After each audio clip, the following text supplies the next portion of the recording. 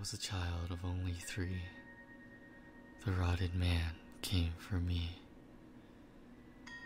Late one night from my open door, he slowly crept across the floor.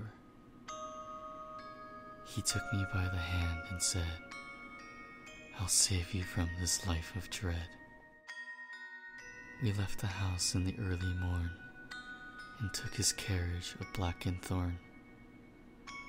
We rode for hours through thick dense fog to a darkened, unlit, swamp-filled bog,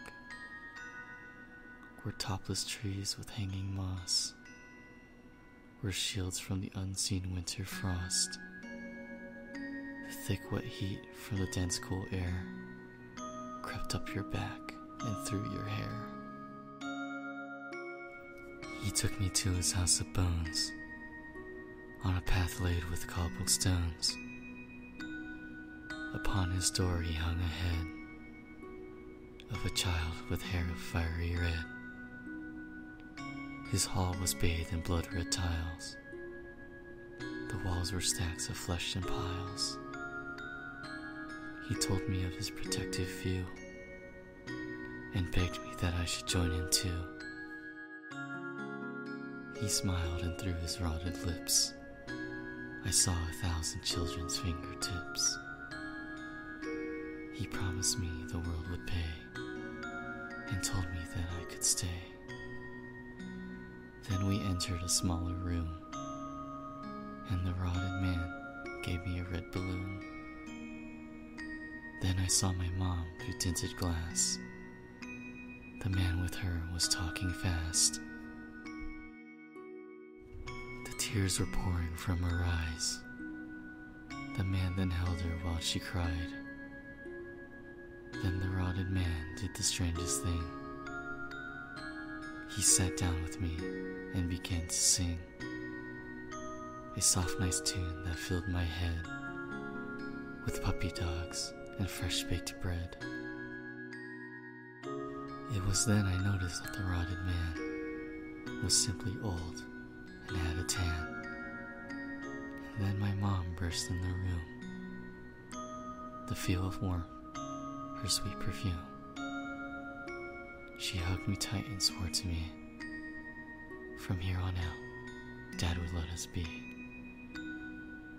No more bruises, no more fights, no more screaming in the night. The rotted man had saved our lives by taking those who beat their wives. And children that cry when they're dropped, and they're beaten senseless until they stop. I thank the rotted man a lot, and never have I forgot that the thing I feared saved my life. They had found my father with a knife. There are real horrors on this earth. Some are subjected to them at birth. We were saved by a man made of rot. I was lucky, but many are not.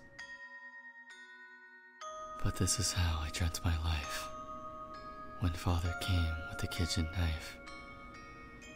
I thought that I would be set free, a lonely child he would leave be.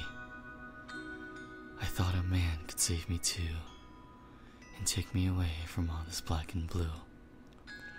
But life is not a happy end, and as an infant without a friend, my father crushed my tiny lungs. To me his words he spoke in tongues, for I had no sin to give, just an infant too young to live. And when I died, my final thought was I wish I was saved by a man made of rot.